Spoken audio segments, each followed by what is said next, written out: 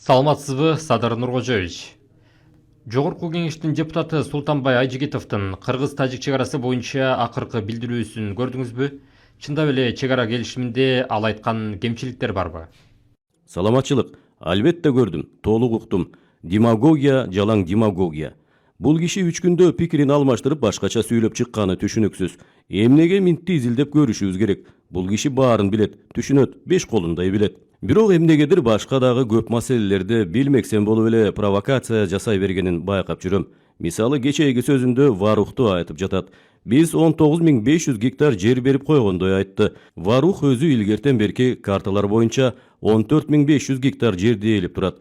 Муну бул киши жакшы билет. Өзү баткендик, анысы аз келгенсип губернатор болуп да иштеген. Андан сырткары Варухтуктар 5000 гектарды түзгөн биздин жайлоону пайдаланып келишкен. Ал жайлоого биздин жергиликтүү эл Варух аркылуу гана баргандыктан бүгүнкү күнү эч ким пайдаланбайт. Ал жайлоого барчу башка жол жок. Ошол жайлоону толугу менен бизге таштагыла. Ордуна биз силерге башка жерден 5000 гектар жер берели, алмашалы дешкен.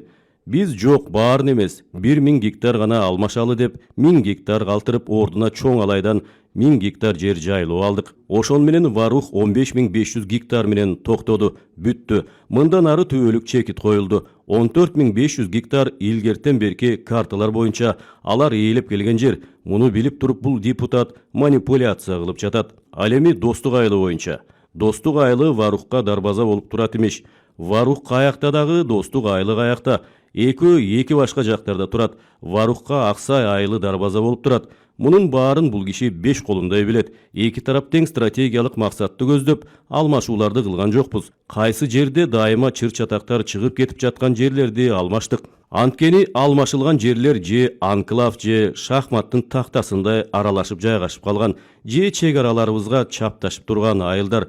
Биз деле алардын айылдарын алдык. Алардын эли деле өз бийлигин сындап жатканын көрүп турабыз. Эки мамлекеттин ортосунда чек ара чечилип жатканда бир айылдын кызыкчылыгы болбош керек. Дагы бир сөзүнө көңүл бурдум. Настоящий договор бессрочно денонсации не подлежит деп туура эмес кылышкан дейт.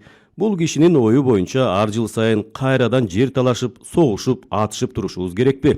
Чек ара түбөлүккө чечилди, бүттү. Эки тараптын кызыкчылыгы теңме-тең болуп чекит коюлду. Чек ара боюнча дагы айта турган көп сөздөр бар. Азырынча айтууга болбойт. Баары бүтсүн, анан айтабыз. Ошондо биздин ишибизге тарых баа берет. 5 деген баа берилерине бөркүмдөй ишенем.